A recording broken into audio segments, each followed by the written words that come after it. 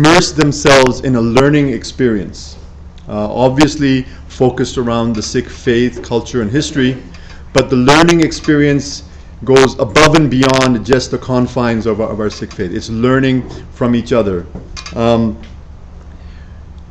This Infinite Wisdom Day is a significant one. We're gathered today in the backdrop of the heart-wrenching events that took place in Oak Creek, Wisconsin, on August 5th last. Even that we have turned into a learning event. And when we usually go downtown to San Antonio to get them out of this immersed, very intense learning experience, we take them out for a day or an evening out at the Riverwalk. We actually attended a interfaith service in memory of those that passed away during those events, and the brave blessings for the family and the brave ones who were able to counter that hate at that instant, at that time. And then we went even further, and we did go to the Riverwalk, but we made it a Sikh awareness trail. And some of our participants and students, it was a life-changing experience for them. Because I always say, if we need to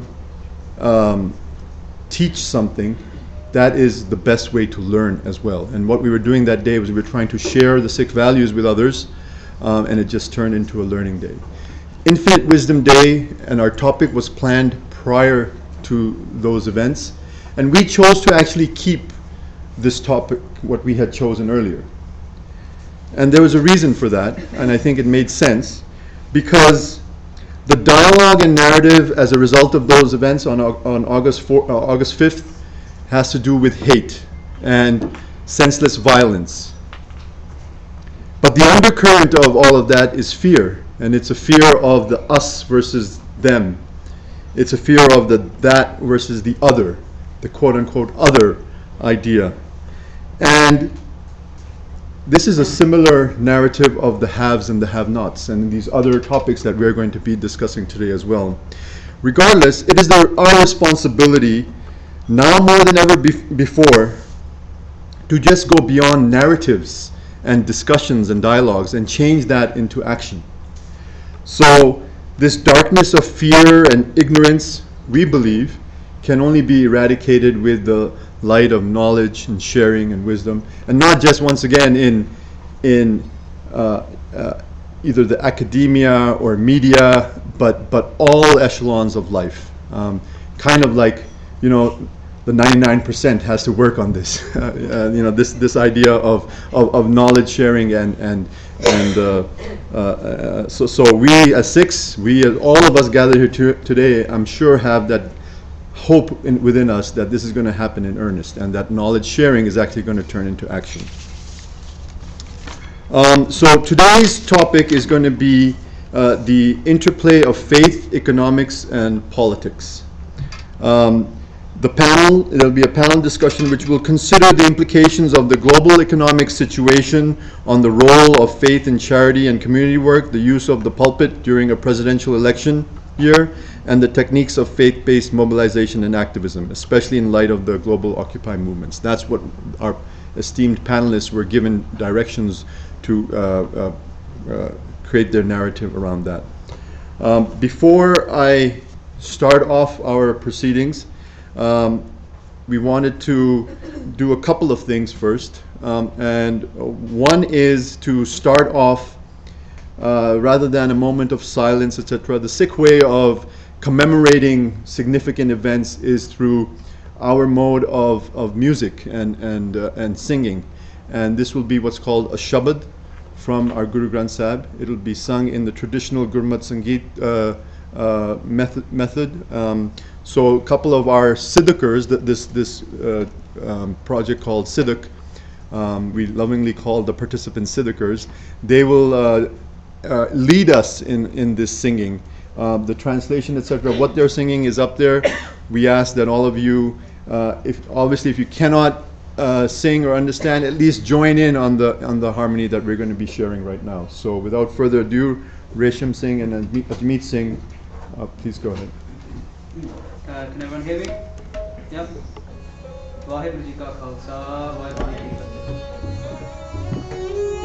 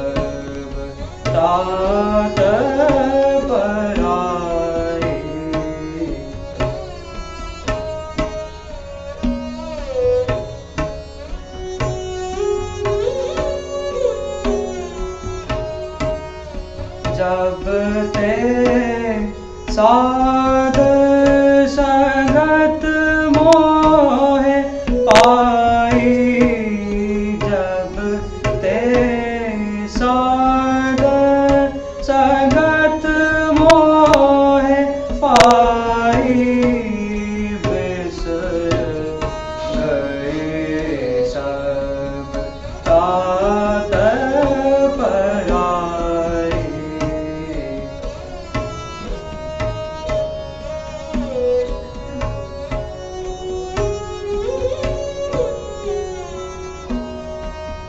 ना को बैरी नहीं बेगाना, ना को बैरी नहीं बेगाना, सगल संग हमको बड़े आई, सगल संग हमको बड़े आई, बिसर गए सब तात पराई, बिसर गए सब तात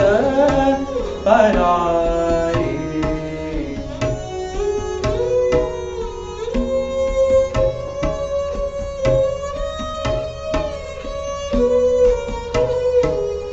जो पाप कीनो सो पाल माणियो, जो पाप कीनो सो पाल माणियो, हे सुमत साधु ते पाई, हे सुमत साधु ते पाई, बिसर गए सब तात पराई, बिसर गए सब तात पराई।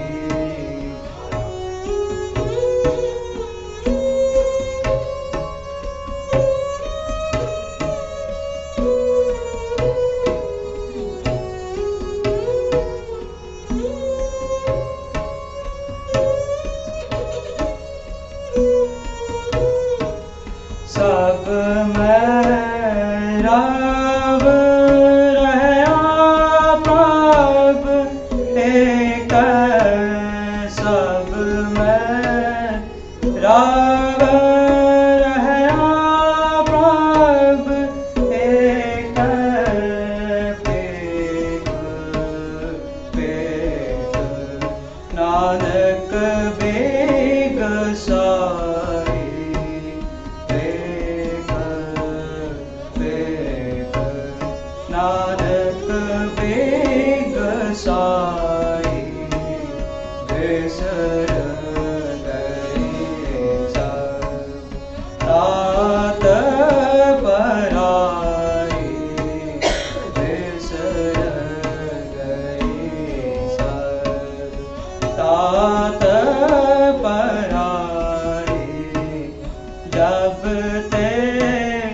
साध संगत मोह पाई जब ते साध संगत मोह पाई बिसर गए सब तात पराई बिसर गए सब तात पराई बिसर गए सब। वाहिगुरु जी का खालसा वाहिगुरु जी की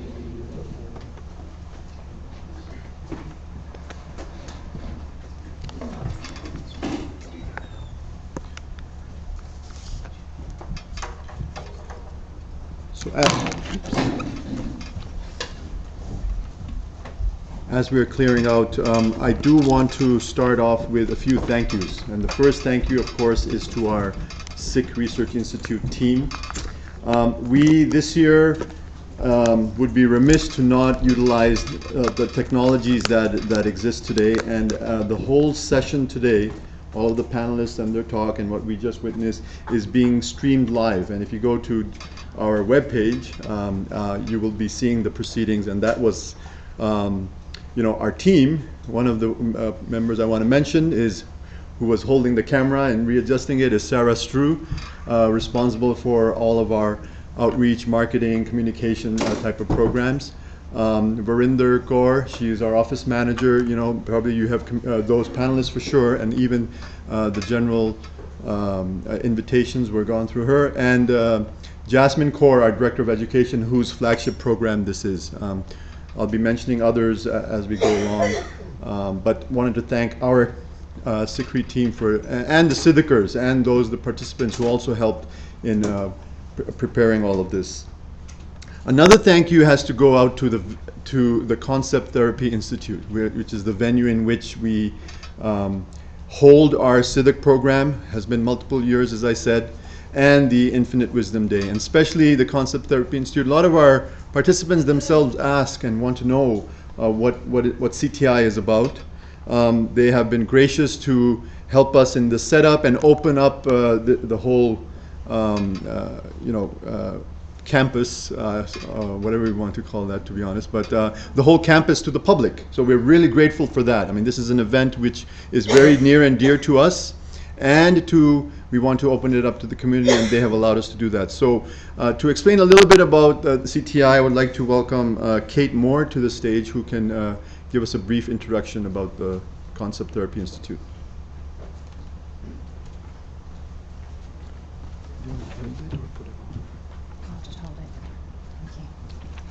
Hello and welcome.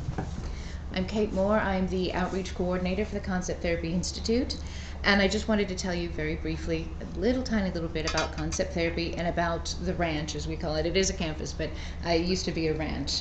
And the beautiful thing about concept therapy is it is a philosophy, not a religion, not anything like that. It's a philosophy that allows people to learn to access these concepts. We all see life from our own concepts, as we will be talking about tonight, I'm sure.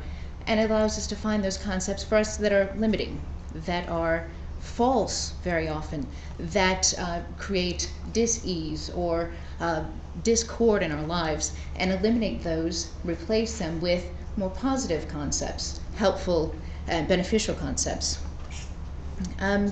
We also teach what we call the laws of life. We teach that life does flow, does operate in an exact way. And this is very important. I'm guessing this is something else that we'll be talking about tonight. There are laws of life that if we live in harmony with them, life flows very easily for us, or more easily. And if we flow against them or try to work against them, life seems a bit distracting, it seems a bit tense, it's difficult. We do find that our religion, that our philosophy works with quite a lot of religions very well. We've got people from many different religions who are members of our organization. And I think the fundamental reason is because we don't tell anyone how to see God. That is for your religious dogma. But it is a structure within which your religion can be enhanced or made clearer to you, as we get comments from many of our people saying just that from all different religions. You may have noticed the name of the branch as you came in, Om Sat Tat, and I wanted to share with you that that comes from Sanskrit. And to the best of our founders' imagination, that means, and our founder is Dr. Thurman Fleet, and one of the books that he always loved was the Hindu text, the Bhagavad Gita. And so his interpretation is Om meaning the first cause or the beginning, which is the basis of our study.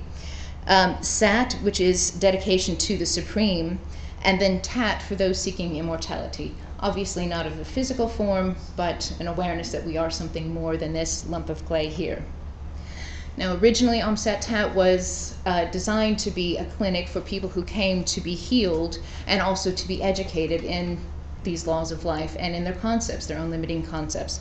But now it's, you can see it's a residential area also, but it is an educational facility for people to come and learn more about themselves, about the universe, and about each other, and living amongst one another happily. So I do think that addresses what we're talking about tonight, and I think it's why we've had such a wonderful relationship with the Sikh community for so many years. If you've got questions, please come see us after the event. Thank you.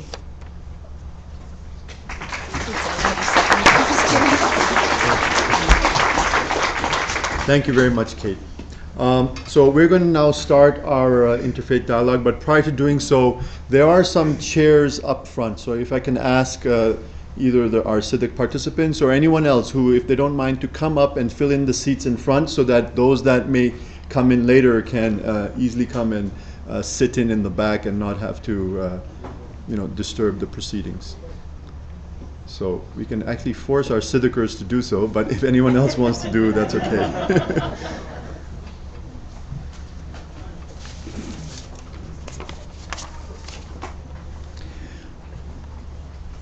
Okay, and thank you very much for that. Welcome our esteemed panelists. We're going to be discussing an interplay of faith, economics, and politics. I will be just essentially a moderator when it comes to introducing you.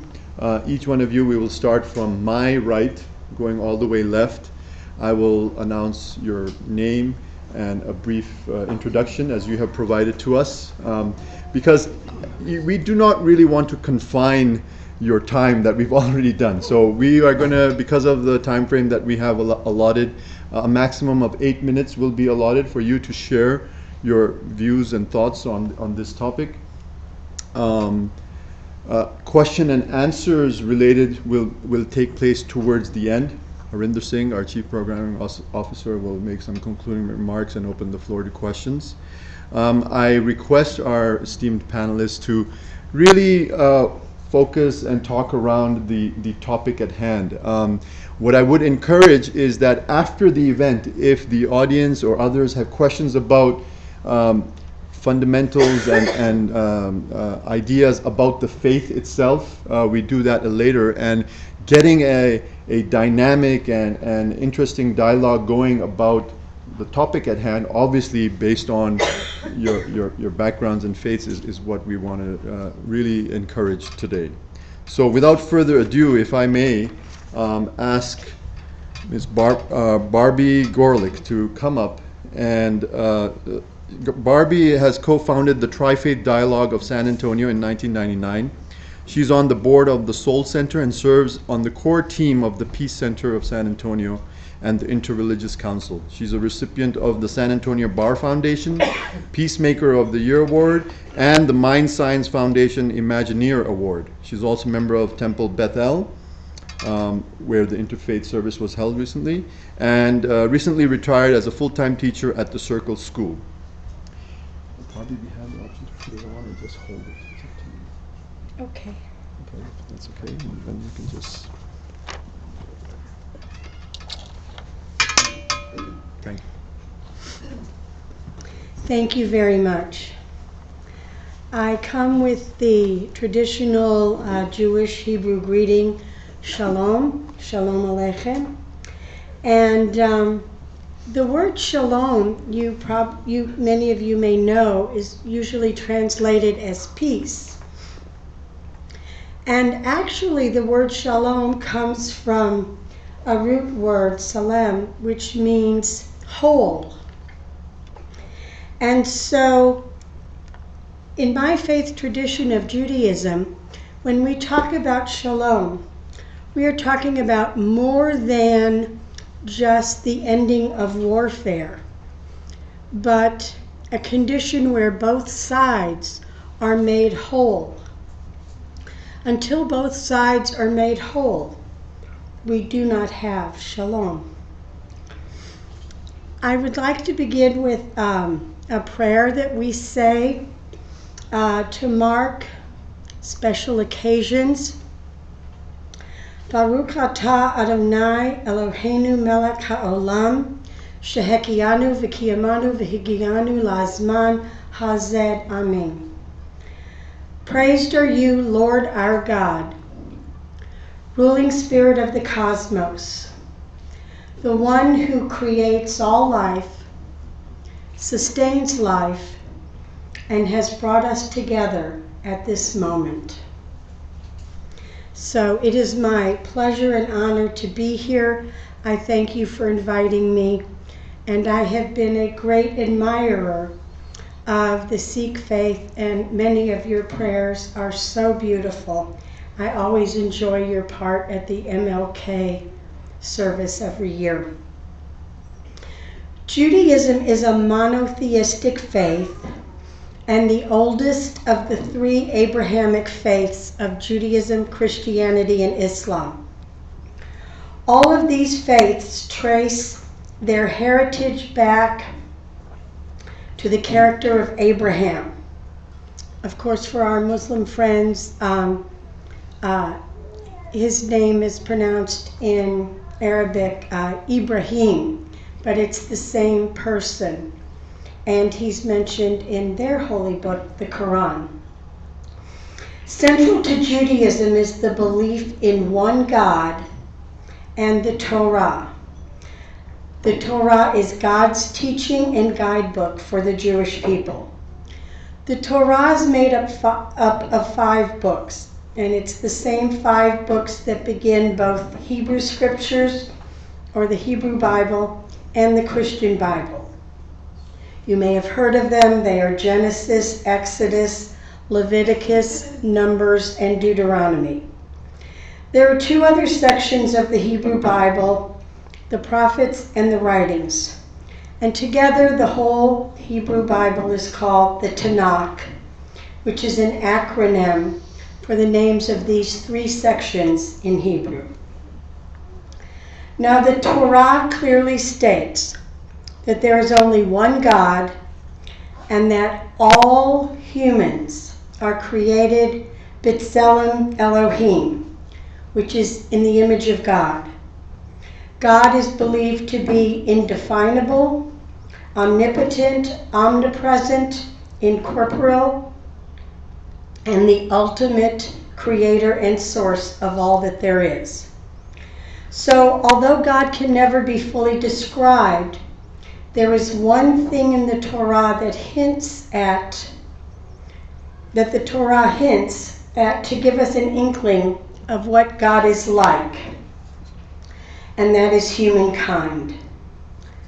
Every human on earth, regardless of color, faith, creed, innate gifts, or challenges, every person is in the image of God and therefore equal and unique in the eyes of God. The Torah tells us both to love your neighbor as yourself and to love the stranger in your midst. Do not wrong him or oppress him, but to treat him as one of your very own citizens, because you were strangers in the land of Egypt. It may be more reasonable to expect us to love our neighbor since we have an investment in our immediate community and neighborhood. But to love the stranger, that is a taller task, to be sure. In ancient times, the Israelites were told to harvest their fields in a certain way. They were to leave the corners of their fields unharvested, and any crops that fell on the ground during the picking were to also be left as is. This was food for the stranger, the widow, and the poor. Time and time again, our scriptures remind us that we were once slaves and strangers, and therefore we know the value and right of freedom and dignity for all people. Jews have the obligation to sustain not only fellow Jews, but non-Jews, to visit the sick regardless of who they are, and to bury the dead of all people for the sake of peace. Jews are obligated to be the voice of the downtrodden and the politically depressed wherever they dwell, to help raise up the disenfranchised and the poor in our neighborhood and across the planet. We are obligated to help heal the sick and free the captive where they are found, always pursuing justice and peace. Judaism is a faith that is much more than a belief system in God and practitioners of rituals. Judaism is a lifestyle and a peoplehood that recognizes they are part of the wider peoplehood. That they are part of the wider peoplehood of humanity. We are founded on values of behavior, the obligation of action and deeds whenever there is a human condition that reveals suffering. This is what is expected of what we call a tzedek, a righteous person. In Hebrew, there is no word for charity. The closest word to charity is the word tzedakah, which comes from the root meaning righteous. Charity is an obligation of the righteous. If you are a righteous Jew, it's what you do. As Jews, we look to God as our example, and we are shown in the Torah that God hears and responds to the suffering of all people, not just Jews or Israelites. As the image of God on earth, we too need to watch and listen for the suffering from all of our brothers and sisters on earth. We are obligated to act swiftly, to ease suffering, and to help rebuild and repair the world. This is an important value in Judaism, tikkun olam, repairing the planet. Whether the ruins of a hurricane, victims of oppression, or the hole in the ozone, Jews are commanded to aid quickly in all ways they can. Many social action efforts take Jews to serve in far-off places and different countries. We bear witness to all sorts of atrocities taking place in sister lands, continents away from where we might live. Modern technology has taken us right into the villages, looking right into the eyes of starving children and fleeing refugees. The need is often enormous, and we might feel hopeless to effect great progress in our day. But the Jewish tradition is very clear in the words of Pirkei Avot, the sayings of the fathers from the Talmud. It is not necessary for you to complete the work, but neither are you free to desist from it, and that to save a life is as though you have saved the entire world. It was in this spirit that my temple, Temple Bethel, opened its doors to the Sikh community and our fellow San Antonians in the aftermath of the horrific tragedy in Wisconsin. We mourned with you because we too were once the stranger, and we know the heart of the stranger, having been strangers in the land of Egypt. Thank you.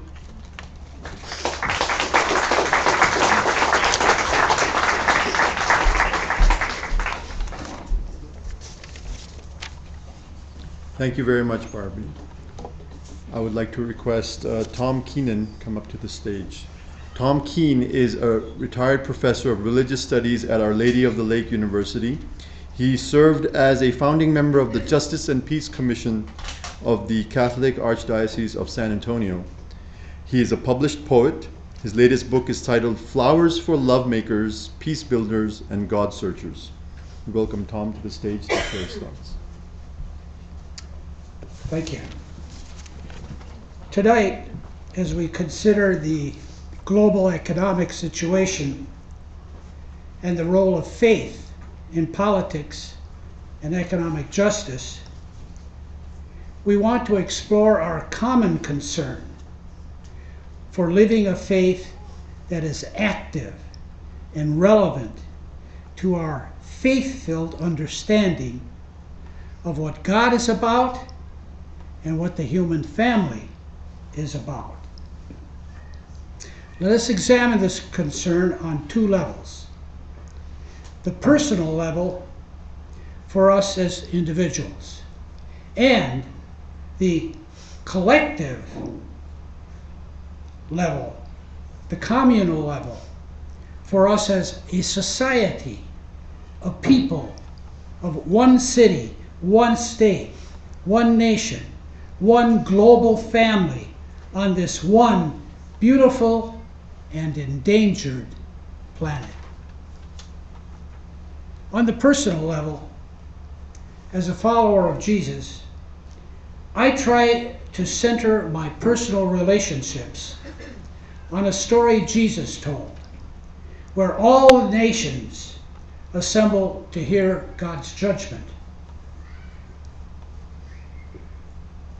The king will say, "Come, inherit the kingdom which was prepared for you. For I was hungry, and you gave me to eat. I was thirsty, you gave me to drink. I was sick, you visited me. I was in prison, you came to me." The people will ask, "When did we see you and do these things?" The king will say, "When you did these things to anyone in need, especially the least of my family, you did it to me." It seems to me that the story calls me personally to be generous to everyone with my time, energy, and resources for the good of all. That I can do personally. On the collective level, where I have to work with others, I recall the prayer Jesus taught his followers. "Father, your will be done, here on earth as it is already done in heaven." So I ask myself, what is God's will for us? The answer comes in the next sentence. "Give us this day our daily bread, and forgive us our debts as we forgive those indebted to us." So I ask, what does that mean? That if we do God's will, really, no child on earth will lack for daily bread? That if we do God's will, we would never have an economic system that drives people into debt just to feed, shelter, clothe, and care for their children? That a system that forces families into the streets because some Wall Street financiers got greedy is not God's will? When the system is not working equally for all, is God calling us in our freedom and love for all to change the system? If we cannot bring change individually, must we do it collectively? For the collective level, I must turn also to another story. This one from our own time. In 1964, the democratic government of Brazil was overthrown by a military coup supported by the U.S. Department of State. As a result, Indian populations were driven from their lands to make room for corporate expansion, and soon people were starving. One bishop, Dom Helder Camaro of Recife, had his priests and nuns feeding the hungry. Not just that, but helping them organize so they could help themselves. The military began arresting, torturing, and killing his people. The bishop himself was driven into exile. He toured the world telling of the plight of his people. He explained, "When I fed the poor, they called me a saint. When I asked why people were hungry, they called me a communist." What the bishop really asked was, is our collective system the problem? In these cases, multiplied by thousands all over the world, we see systems of collective injustice that can only be addressed systemically and collectively by many acting together in the vision of justice for all, to which we feel God's call. Our times are ripe for such foundational change. In this past year, spontaneous Occupy movements have sprung up worldwide. Everywhere, people are waking up to the fact that the global and national economic systems work very well for the 1%, but not for the rest of us. By the way, I have outlined some thoughts on how the Occupy movements, and all of us too, can maintain and deepen our efforts for meaningful change. I have some copies here at my seat for those of us interested. It may be helpful to understand how seeds of awareness grow into movements for meaningful change. It happens by building to a critical mass whereby everyone gets on board with a new way of looking at reality. Just one example is the abolition of slavery, an institution 10,000 years old, banished in less than a century. Such movements for humanizing change begin with the realization that each of us is more than our ego. As Mr. G.P. Singh of the Sikh community wrote recently in the Express News, Sikh identity, quote, encourages us not only to be accountable to our faith, but to our fellow human beings.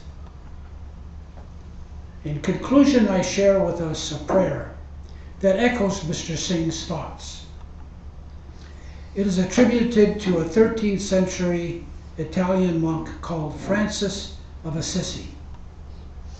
It reflects what is possible with God's help on both a personal level and a collective level, leading to a renewal of life on this planet.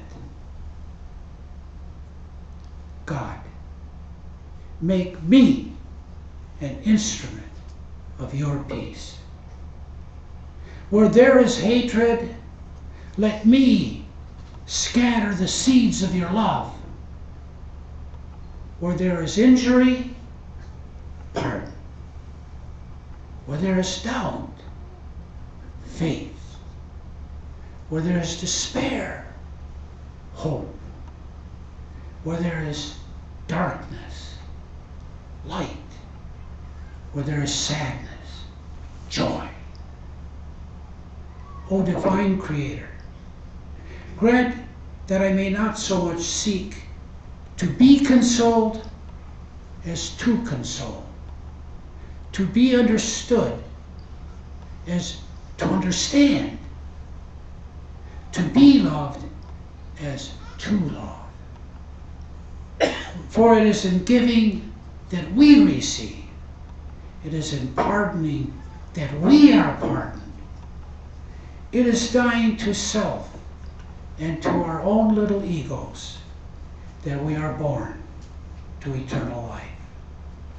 God bless us all.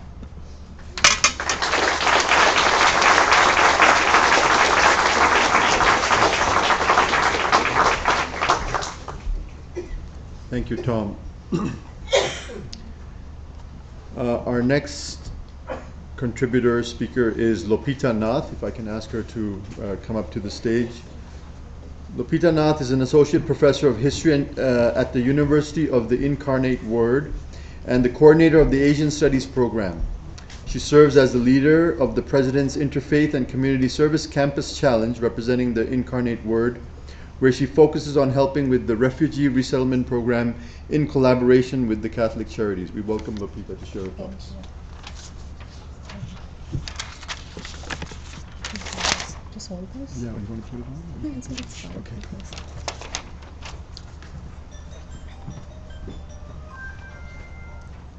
Namaskar. I don't know, I'm sure some of you are aware that today is India's Independence Day. So happy Independence Day to you all. And the reason why I'm mentioning this is yesterday I received a message from a friend in Pakistan wishing me happy Independence Day. It really brought tears to my eyes because, I wished her back and I told her that it took us 65 years to get to this point where you can wish me and I can wish you back.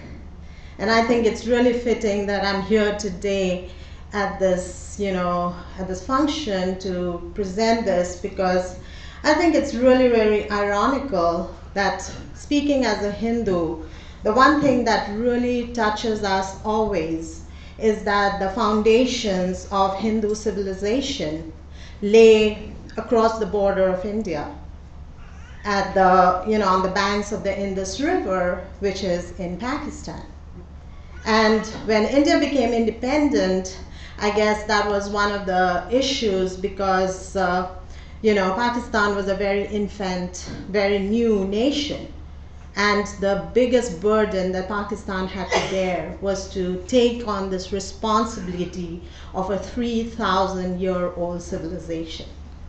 And so, as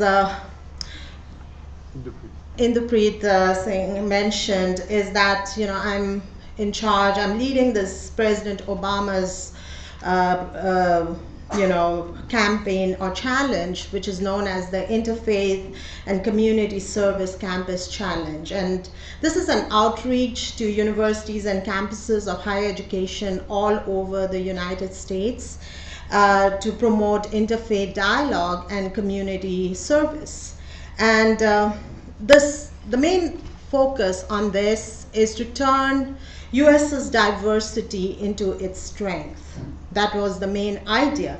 And the college campuses are becoming this main focus because the students are the future of the country.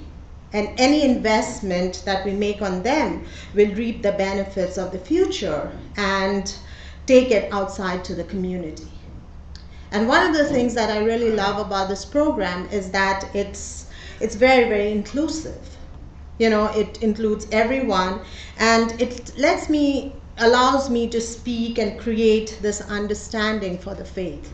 And it comes across as, you know, this was a funny incident. Last spring, I was at a compassion conference, and one of my colleagues who was there told me that when I stood up to speak from the perspective of Hinduism, she turned, one of her neighbors sitting next to her turned around and said, "I didn't know Hinduism was a religion." And so this friend of mine who's a very esteemed colleague and very knowledgeable, and she just turned around and stared at this person because she was surprised. And later she told me that, you know, can you believe it? And it is true, you know, it is true that over the years, I guess for the last 10 years, I know this has been really good that you know, the US has been, out of fear, out of a paranoia, has been totally involved in trying to understand Islam. And in the process, I guess Hinduism has kind of waned away. And I guess this is an opportunity for us to kind of create that kind of an understanding. So today, all I would like to do, I know that we are constricted with time, would try to talk about a few basic points about the economics of Hinduism and how it makes community service an integral part of the life of the Hindus. And I'm sure you must have heard of this. Every day you hear this, that Hinduism is more of a philosophy. It's an important part of the, you know, everyday existence of every Hindu. But what does it actually mean? You know, we know that. And to put it simply, it is just the life of an ordinary Hindu person. The way a person teaches. I'm not a religious guru. I'm not, you know, I'm an ordinary practitioner of Hinduism. I'm a practicing Hindu. And one of the best things I like about Hinduism is that although its philosophy is really deep and intricate, but its practice is very simple. And you can become a Hindu without converting to Hinduism. All you have to do is follow a life of compassion, respect others, respect other people's religions, respect your family, believe in, you know, all the good things, love animals, practice forgiveness, above revenge. You are a Hindu. You know, it makes it very simple. You know, you don't have to, you know, like I tell my students, you don't have to go to church. I'm lucky, I don't have to go to a temple or every Sunday wake up in the morning and be at church, you know. I can go whenever I want to. And if not, I just sit at home and pray. And I think it makes it really, really wonderful. So, I know. And so as I said, that there are, you know, the historical basis of Hinduism in the Indus Valley civilization actually provided the economics of Hinduism. This was an urban civilization 3,000 years ago, contemporary to Mesopotamia and the Sumerian civilizations. And it was very, very urbanized, based on, you know, guilds and trade, creating a successful occupational structure, promoted economic development and diversity. And these are the features that have continued to our present day. You know, and that is why we see that Hinduism has had this lasting impact. You know, it has become a part of our lives. It has continued till this present day. And as mentioned by a Hindu philosopher, I quote, Hindu economics is fundamentally different from Western economics. Within Hinduism, economics falls under Artha, one of the 4 legitimate aims of life. Dharma, righteousness, Artha, wealth, Kama, pleasure, and Moksha, liberation.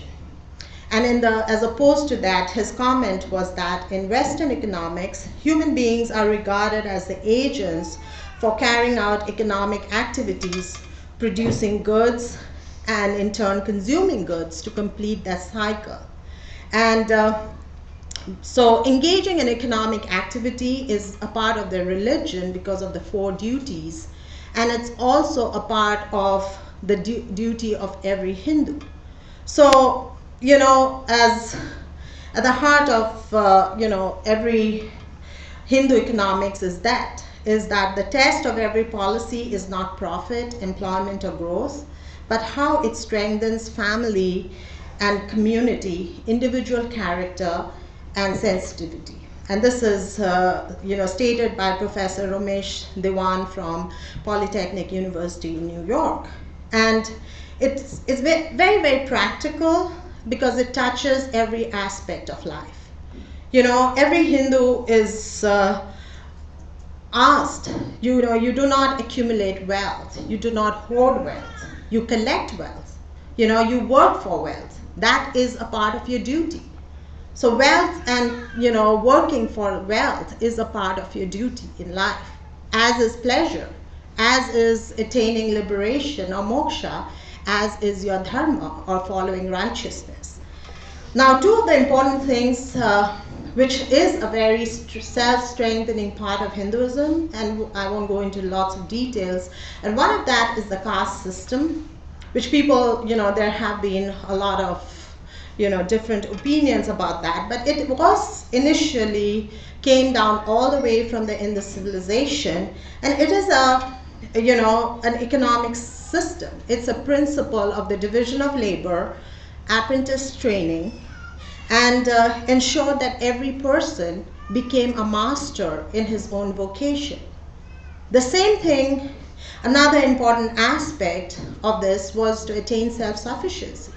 So within a village, if you had every community working, in a different profession, you achieved a kind of self-sufficiency.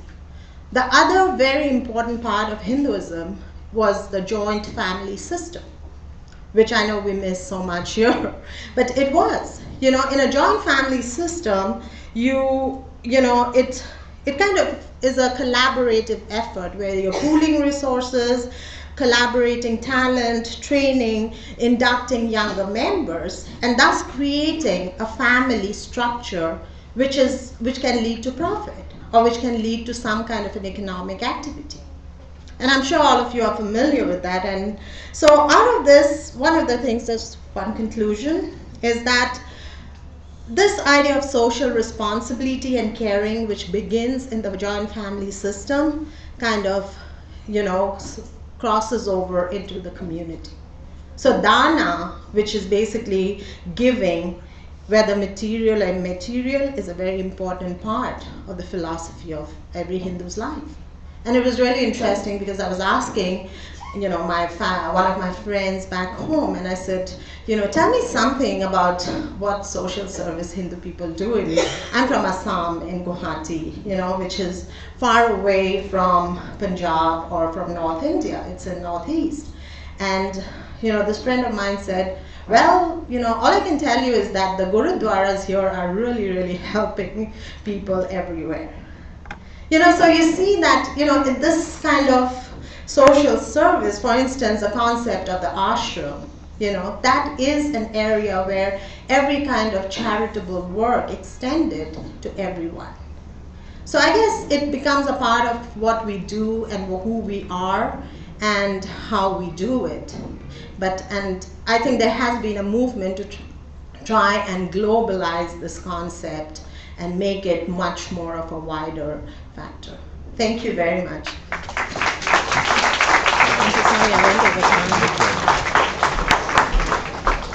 Thank you, Lopita, for the very passionate and colorful sharing of thoughts. I do want to ask our panelists to try and keep within the allotted 8 minutes of time. There are many others we still have to go through, but I understand the passion that all of our esteemed panelists do bring. So our next speaker will be Mr. Jim Parker, if I can ask him to come towards the stage. He is the president of the Free Thinkers Association of Central Texas, also known as FACT, an organization that's comprised of atheists, agnostics, skeptics, humanists, and other free thinkers. He is also the coordinator of the San Antonio Coalition of Reason. He holds a business degree, is a veteran of the Army, and has always made volunteering a central part of his life. Jim Parker, we welcome you to the stage to share your thoughts. Thank you very much. And we will try to keep this as brief as we can so we can move on. We certainly want to keep time for questions. I try to keep in the United States and in Christianity as far as our target audience, if you will, only because that's the area that I know the best. Religion is often used to justify the actions and positions that people take on certain issues. For instance, a terrorist may well feel that his actions are being done in accordance of the wishes of his or her God. On the other hand, one man's terrorist is another man's freedom fighter. Likewise, when a politician takes a stand on the Occupy movement, he or she often uses religion to support his or her stance. For instance, the one percenters, as they're called, might use the parable of the talents in Matthew and Luke to make their case. And I'll paraphrase that. In that parable, Jesus refers to a master who praises men who were able to take talents or money that were given to them and double the money. But another man who was given 1 talent buried the money because he didn't want to risk losing it. His master was upset, calling him a wicked, lazy servant. And the master said, "You should have at least put my money on deposit with the bankers so that when I return, I would have received it back with interest." I would have received it back with interest. The master took the talent from him and gave it to the one who had the 10 talents. That sound familiar? By doing so, everyone who had talents would be given more and would have an abundance. Whoever does not have even what he has will be taken from him. And throw that worthless servant outside into the darkness where there will be weeping and gnashing of teeth. But at the same time, in Luke, Jesus said, when you give a luncheon or a dinner, do not invite your friends or your brothers or your relatives or rich neighbors, in case they may invite you in return and you would be repaid. But when you give a banquet, invite the poor, the crippled, the lame, and the blind, and you will be blessed because they cannot repay you, for you will be repaid at the resurrection of the righteous. So you can see that depending on which side you're on, you may pick one biblical reference to support your position, or you may pick another biblical reference to support your position. Both sides do that. Let's talk about the role of faith in charity and community work. As politicians, particularly those on the right wing, push for less government spending on social programs, they state that churches and charitable organizations will pick up the slack and provide benefits to those currently receiving Medicaid and unemployment benefits and others. But this results in problems with distribution, equality, discrimination, and adequacy, which will result in problems that are far more serious than the ones we have now. Imagine these different organizations trying to come up with a way to distribute their goods, whether it be food or money, out to individuals throughout their community and throughout other communities. Equality just would not happen. Use of the pulpit during presidential elections. Oh, I love this one. 2 items. First, churches often urge members of their congregation to vote certain ways on certain issues.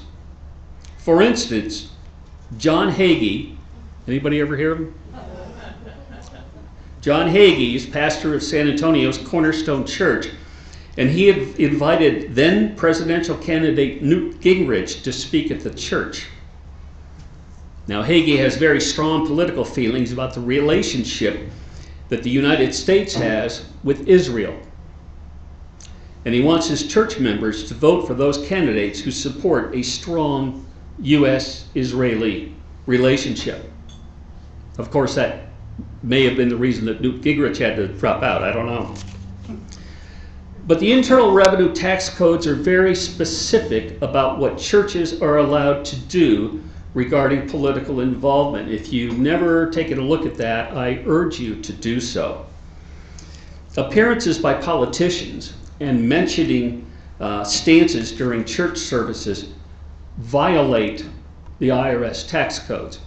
And there are a number of us who would love to see the preferential treatment, tax treatment that is given to churches taken away, largely because of this type of issue. In the interest of keeping remarks short so we have time to move on, let's do that, and I'll be around for questions certainly at the end. Thank you very much.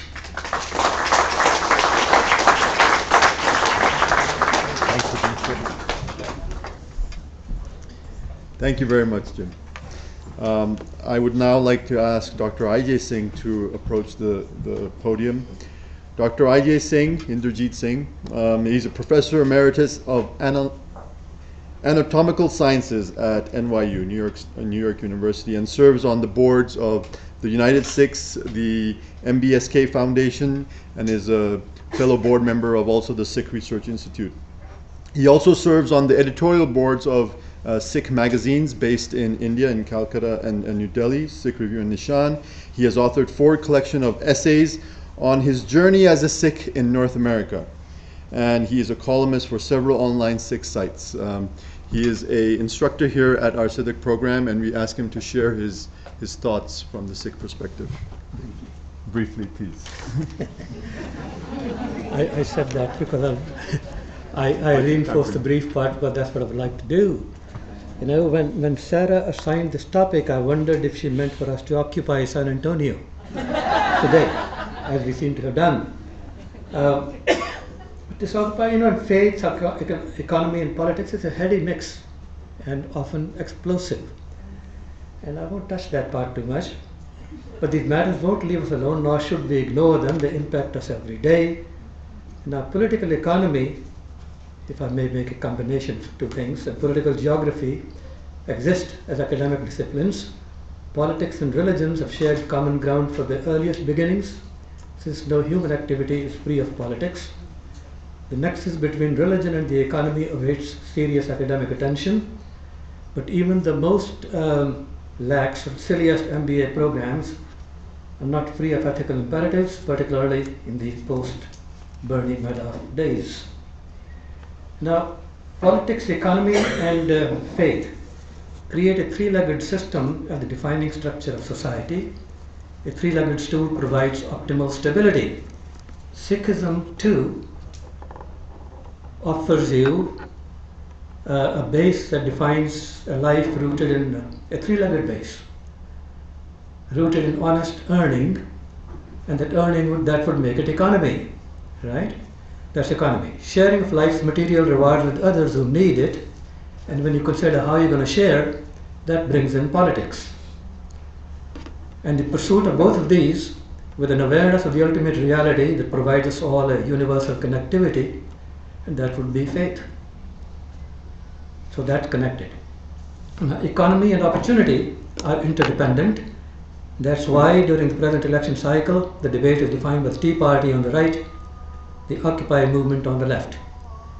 In a one-sentence summary, I would say that the Tea Party is driven by its suspicion of big government, the Occupy movement over this raison d'etre for it to its suspicions of big corporations. And history records many Occupy movements of people, land, treasure, sea lanes, even space. Also the struggles to occupy hearts and minds. And remember the days of Vietnam, a time to occupy university administrative buildings and shut down the system. Now it is to occupy Wall Street, churches, schools, government holdings, buildings, public works, public parks. But what is the Occupy movement about?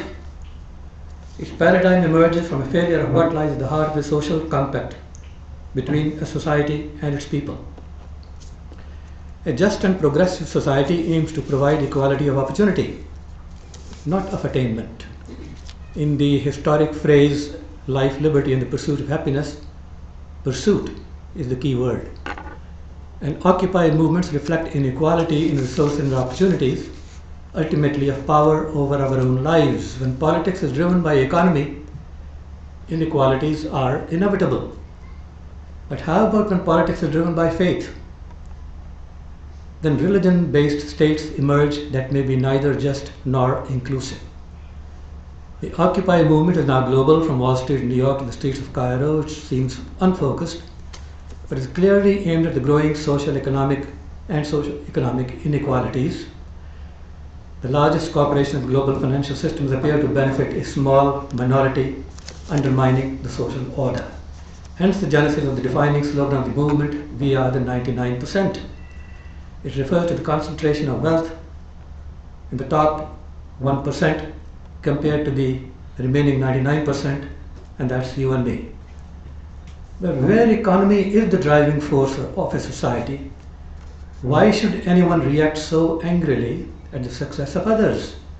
As Mitt Romney might ask if he had a chance, particularly when they're only 1%. So what is the big deal? Where's the beef? Note that the richest 1% of Americans tripled their after-tax income in the last decade. I needn't tell you how we, the 99%, fared. The degree and the extent of inequality are the issues here. Severe inequality robs us all of the opportunity, makes us unequal in the pursuit of life, liberty, and happiness, and when 99% suffer, society as a whole is degraded. Now, we face two issues here. One, that religions speak to a sense of ethics as the foundational principles of society, and religions therefore need to work at social justice. Two, beware the ties between religion and political power in history. Remember the long, colorful, bloody political, religious issues, particularly of jihads and crusades. There's also the other side of the coin. Religions and their worldview have given us liberal, tolerant values and connected communities. Now, Sikhism occupied a historically defining place in these matters. It insists that the spiritual basis of a life must not be sundered from the temporal life lived here on earth. This is what we term the Miri Piri doctrine. The spiritual and the temporal are connected. It is true that religions do not thrive without entering the political dialogue, yet the founder gurus of Sikhism never looked to occupy political space, did not ever wage war to conquer territory, people, or property, even though there were opportunities aplenty when they could have carved out such space by arms or by diplomacy. Now, Sikhism unfailingly identified with the poor, dispossessed, and the downtrodden, those of low caste who had no place in the traditional Indian society, and women who often lived a precarious existence. Now, Sikhs arose from the fringes of society in northwest India. Historically, we might dub them the rock bottom of the 99% today, but Sikh teachings transformed them so that they became masters of Punjab, makers of their own destiny, almost the 1%. Now, Guru Nanak, the founder of Sikhism, celebrated and exalted the 99%. Said he that none is high or low, also that grace prevails where the poor are cared for. Jithe neech Somalian, jithe nazar teri bakhsis. Guru Gobind Singh, the 10th Sikh master, credited these 99% for all of his achievements, and all the battles the Gurus fought was for the right to be able to live with dignity and follow the different beat of their own distant drummer. When about half a century in the early 19th century, a Sikh, Ranjit Singh, ruled the vast territories of northwest India. His energies went to developing a secular rule of law where Hindus, Muslims, and Sikhs were equal partners. And almost a century before him, Banda Singh Bahadur, the intrepid Sikh general, instituted the first land reforms ever seen in that part of the world. So today, how could then I, a Sikh, not identify with or celebrate the Occupy movements that promise to upend class distinctions, because that upending would be fundamental to Sikhism, and even I would celebrate it even if it is in text us today, given the politics, and even if it is over a cup of tea from a Tea Party loyalist. And I thank you. Exactly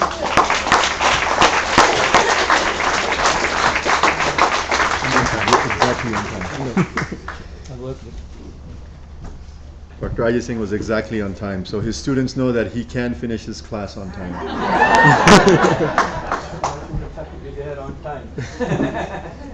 Thank you very much, Dr. Ajay Singh. We would like to request Omar Shakir to come onto the stage. Omar Shakir is resident imam at Masjid Bilal ibn Rabah in San Antonio, Texas, and employed by the Texas Department of Criminal Justice as a full-time imam. He is a regular participant, as he mentioned last week as well, in ecumenical services and interfaith dialogues, and has a strong relationship with the Sikh community here. We welcome Omar Shakir to share his thoughts.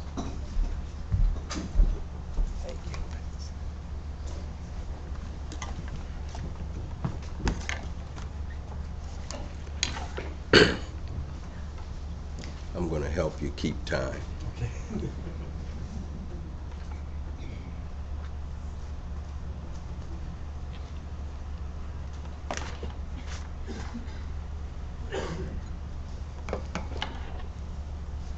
Beginning with God's name, Bismillahirrahmanirrahim, the merciful benefactor, the merciful redeemer. We praise God and we thank him. He is the Lord, keeper, sustainer of all the worlds. We witness that God is one, and we witness that Muhammad is his slave servant and his messenger. To our MC this evening, to Sister Sarah and the rest of the organizers of this wonderful event, I appreciate you all inviting me back again to be with you all. It is my pleasure. I'm always received very warmly, and I appreciate that brotherhood. To the leadership of the institution, or the institute, to the other panelists, to my family, and I would like to greet the Muslim community with the greetings of Ramadan, blessed Ramadan, Ramadan Mubarak. And to all of you, I greet you in peace. God's peace be on you.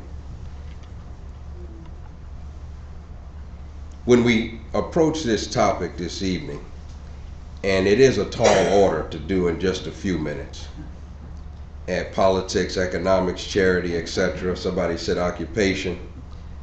As Muslims, we always look first to the guidance of God, and this is not a criticism on our nation, but we really don't separate church and state. God is, in his guidance, is at the head of everything. So we follow God's guidance and our Prophet Muhammad, upon him be peace, as we approach and look at all of these concerns and issues. We as Muslims believe that we have a responsibility to promote and work for fairness and justice. Almighty God says in the Muslim holy book, the Quran, seeking refuge with God from Satan, the rejected enemy, O you who believe, stand out firmly for justice as a witness to God, even as against yourselves or your parents or your kin, and whether it be against the rich or the poor, for God can best protect both. Follow not your hearts, follow not the lust of your hearts, lest you swerve, and if you distort justice or decline to do justice, verily God is well acquainted with all that you do. So justice is a big part of our religion. God says another place in the Quran, be just, because justice is next to piety or righteousness. So as leaders, we want to keep this in mind. When we talk about the political scene and we hear all of the rhetoric, what do the politicians on both sides really represent? And when they make decisions, do they make those decisions with a sense of justice and fairness for all? Or do they just focus on their own constituents? So this is something that we want to call to mind because we're sensitive of this. As Muslims, we have a responsibility to our nation, even if it's not a Muslim nation. We're citizens of these United States. There should be a loyalty, there should be a respect. But the beauty of our nation is that you can disagree, and you can correct, and you can have a voice in this nation to hopefully bring everyone to the table as we collectively shape the destiny of our great nation. That was the wisdom of our founding fathers. So we have a responsibility. I believe that so many Muslims come to this nation and they stay here because they see opportunity and they see compatibility between Islamic democracy and Western democracy. Now, that's a clinic in itself, and what I just said is controversial among Muslims. But I know when I reflect on our nation and the things that it's about, when it talks about the sacredness of human life, the fact that we can elect our leaders, these are Islamic concepts. The sacredness of human life, and they have rights. I know the current media climate depicts Islam as extreme or that we don't have any rights. But I'm not speaking to the reality. I'm speaking to the ideal. And if we'll work collectively, the ideal will become the reality. For justice to take place in this world,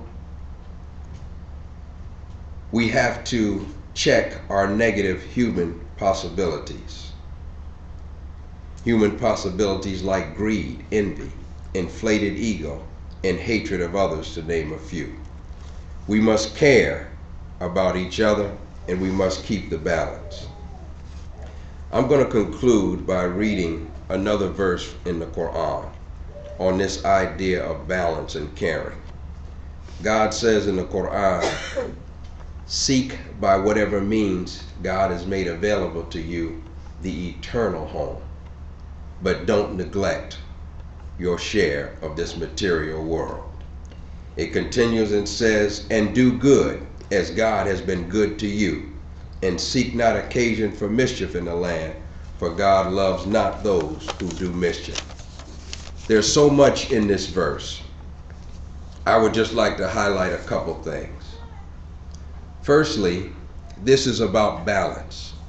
Too often you have religious people that renounce the world or give up the world and just go for the spirituality. And then you have materialists that denounce religion and just go for material. So there's a balance. Seek God's kingdom with your wealth, but don't forget your share of this material world. You have to live in this world. The interesting part about this verse, when you study the history or the commentary on this verse, God is speaking to a wealthy person, a rich man. And this, you would say, why is he asking him to get his share of this material world? He's already got more than his share. Well, that's the point. There's a tendency when we have to become greedy. So God says, get your share and only your share. But what else does this say to us? It's also an encouragement, an inspiration, an incentive to maybe the disenfranchised, maybe the poor, the down and out. It tells the down and out, the poor, the disenfranchised, guess what? You don't have to envy the rich. You too have a share in this material world. So go out and stake your claim. Go and get your share. So family, if we'll work for these things, if we'll work for human respect, I see these beautiful signs here, justice, peace, freedom, respect, love, all of these wonderful things. If we'll work for that, have mutual respect and go beyond tolerance, but work together for all humanity, for we all have a common origin. Peace to you. Thank you.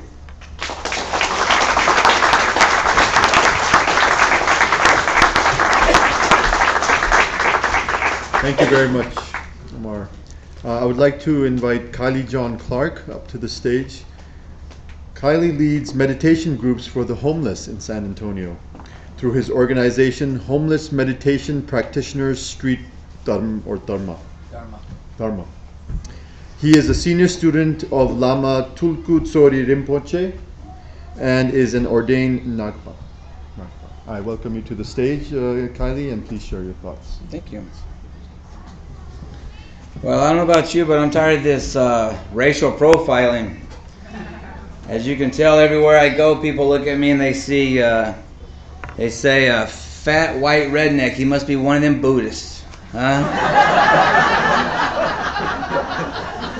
I could be a Taoist or a Hindu or something, right?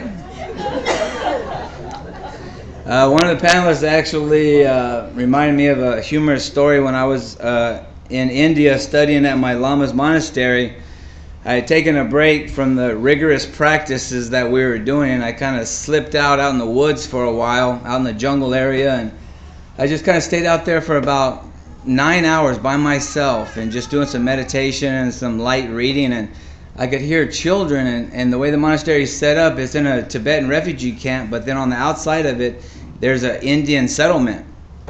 And I could hear these kids banging drums and laughing and singing these songs and stuff.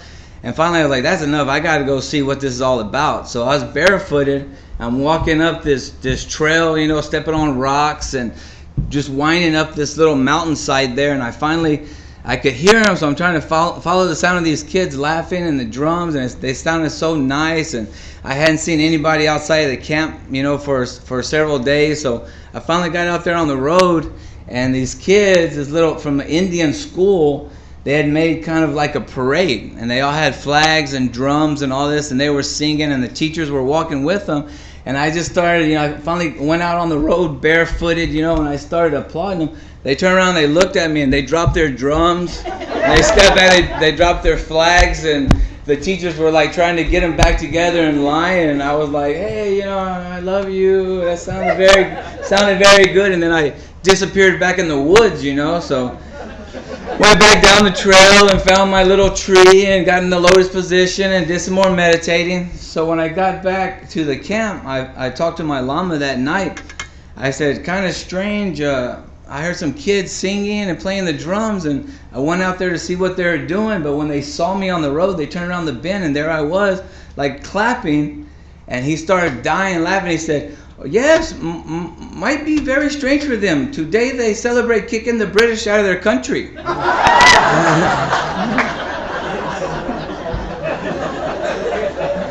So, okay, well. So, Buddhism to me is, as far as I can tell from studying the first writings, Buddha didn't talk much about occupying anything. In fact, I think Buddha was mostly concerned about occupying the self. He said a very strange thing. He said that it seemed like when I became enlightened, the entire universe became enlightened with me. I didn't understand that for a long time. How is that? When he became enlightened, the entire universe became enlightened with me. It wasn't until much later, and you know, talking it over with my Lama, he said that the world's a mirror.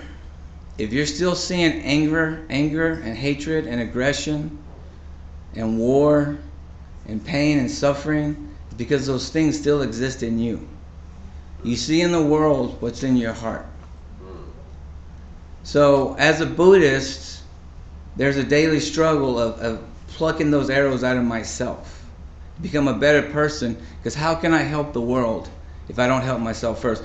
In fact, Buddha said, before you go out and make straight all the crooked places, first do the harder thing, straighten yourself.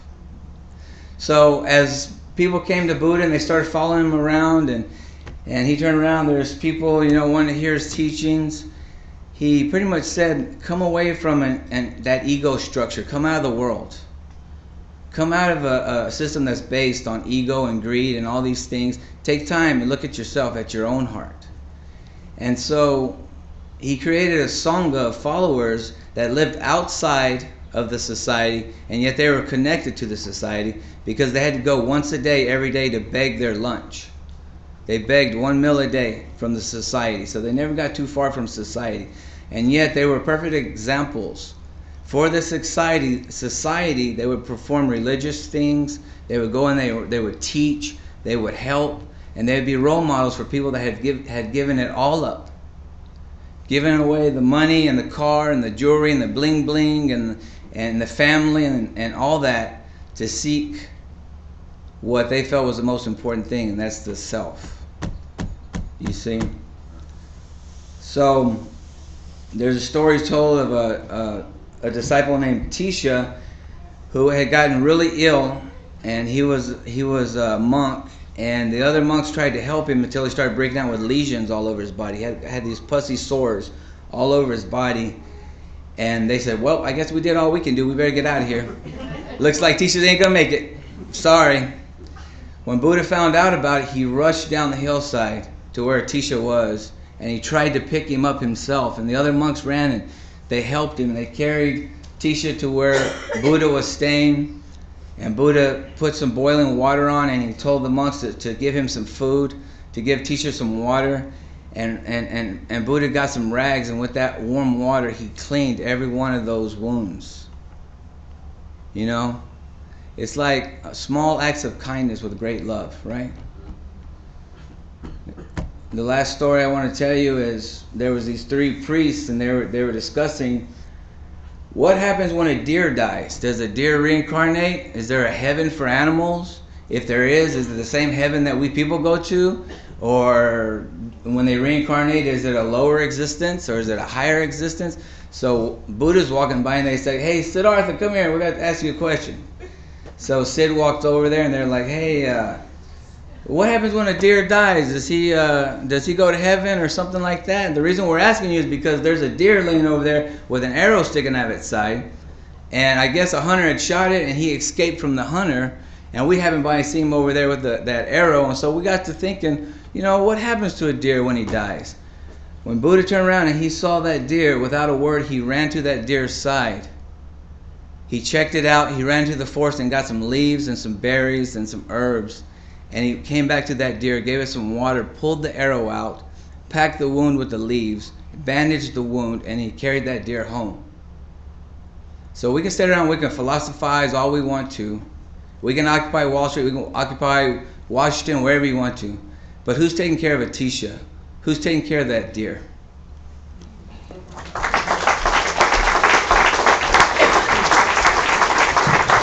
Thank you very much. Last but not least, I would like to ask Waris J. Faridi to come up to the stage. Waris was born to Muslim Sufi parents in Pakistan and moved to the US in 1983. He had studied myriad mystical approaches to God, including esoteric Buddhism, Theosophy, Sufism, Vedanta, and the teachings of J. Krishnamurti, and the teachings of Satya Sai Baba. He currently holds the position of Vice President of the Satya Sai Baba Center in San Antonio, and we welcome him to the stage to share his thoughts.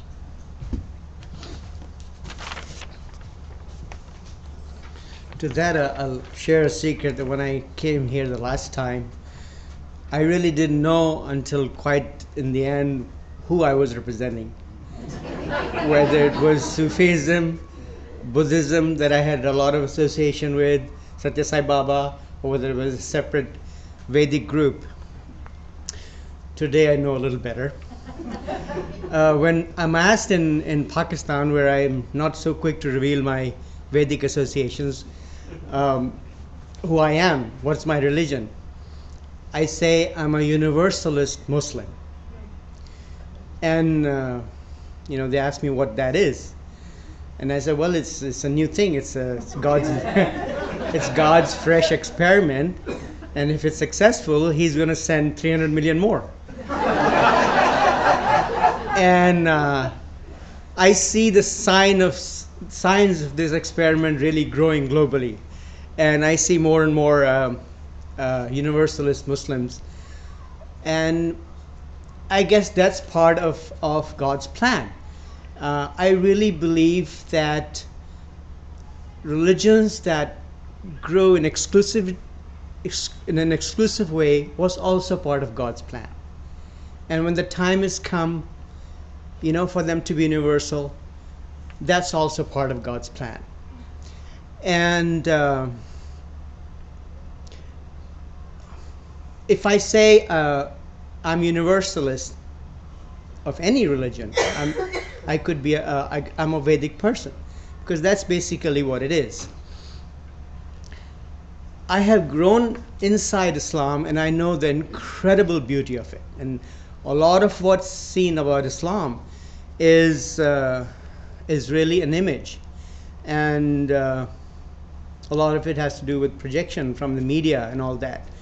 If you go to YouTube and hear stories of people that were converts to Islam, most of them became Muslim while they were traveling and lived simply with very common Muslim people and really felt inwardly the beauty of Islam. It is true when it is said that after 9/11 there was the greatest number of converts. It's because people were forced to look at Islam and ended up finding more about Islam and the beauty of the faith, and therefore there were many converts. I mean, whether there was a past life association rekindling or whatever that was. This is the year of election, but it's also for me very important. 2012, I've been looking forward to this year for the last 20 years because it's the prophesied year of the Mayan calendar when the old world ends and the new world begins. Now, it means many things to many people, but I have met people from all diverse spiritual groups saying the same thing. I have met very simple Sufis that had no knowledge of the shift or all the common language of the shift, the talk about the shift, saying there's an imminent, very great change coming. Satya Sai Baba talked about it. So he was asked, is this? We talked about the golden age. Is this same thing as what Christ talked about, the 1,000 years? And if it is, Kali Yuga hasn't ended yet. So how does this fit in, this 1,000 years of peace? And he explained that we're right in the midst of the Kali Yuga, and it's like the swing of a pendulum. It's coming and it's going to stop, and this light will flow in for 1,000 years, and then the Kali Yuga will begin on the higher turn of spiral. In my perception, in my meditations, a lot of what's this discontent and change that's coming is really to do with that. A real change that is coming. And for me, whether or not the Mayan calendar is true or not, our expectancy creates our reality. If such a vast number will start expecting a real and a positive change, that change will come. I remember that there was a similar date prophesied amongst the Mayan scriptures, and that was 17th August 1987. It was called the harmonic convergence. And a shift also did take place on a lesser level because of that, whether or not it was true or not, but the expectancy did create a shift. This time it is much more powerful, much more meaningful. Now,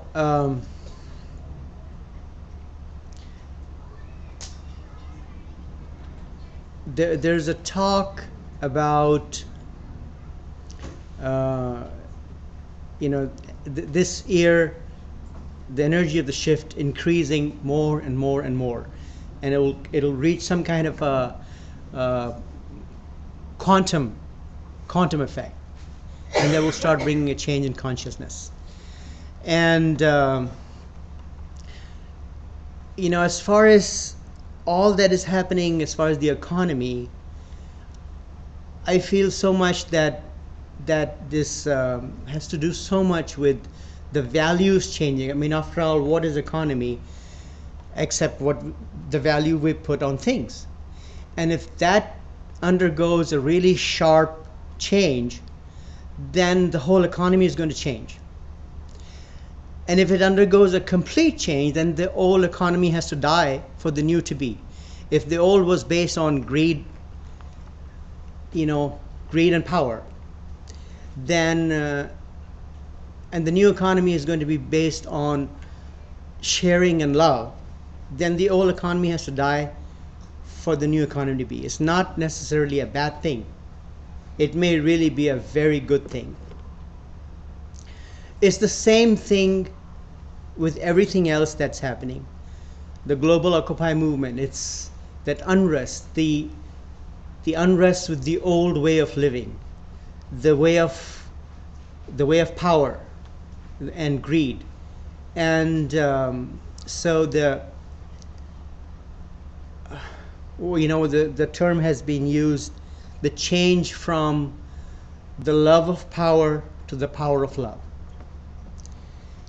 And now what is the role of religion? And when I heard the words about the pulpit, I was thinking of Vivekananda, who is termed as one of the greatest Hindus perhaps since, or greatest Vedic minds since Shankaracharya. And incidentally, he said he saw the New World religion. He saw the New World religion as Islam body and Vedic mind. He said the two will come together as forming the New World religion. I don't know if you're familiar with that. It's in his writings. But he came in the 1880s and gave a speech at the World Conference of Religions in Chicago. I think it was 1888. And just that one speech brought the whole Vedic thought with its living light into the minds and hearts of the West. And why was that? Because he lived with a teacher that was alive with the living spirit of that, and that was Paramahansa Ramakrishna Paramahansa.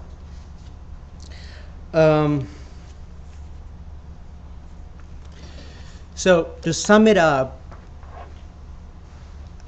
if let's say the leaders of the great world religions were all here as panelists, and they were asked if there was one thing that was the answer to all these problems of economy, of politics, of education, everything, they would say that it would begin with a group of people going through a real transformation in their heart, that they would act as mirrors to the whole world. That's where transformation would begin. Thank you very much.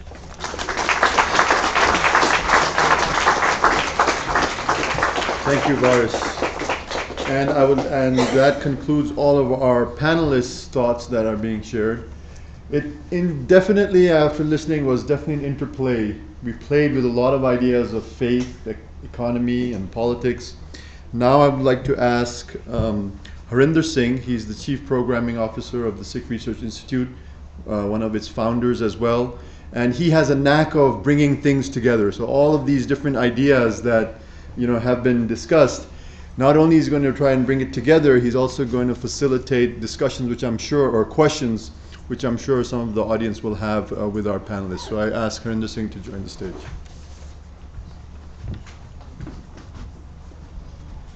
Thank you. Waheguru Ji Ka Khalsa, Waheguru Ji Ki Fateh, and good evening.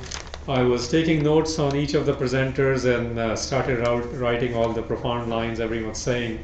At some point I stopped that and I said, let me present it differently. This is what I heard. I heard invocations which ranged from God to no God, from personal action to collective action, from materialism to spiritualism, keeping the talks relevant or escaping them, discussion on Godmen and the con artists, and sometimes from fact to fiction. And I'll talk about the Mayan one, for example. I actually recently visited Chichen Itza. It's not the end of the world, it's the end of an era. They have several eras.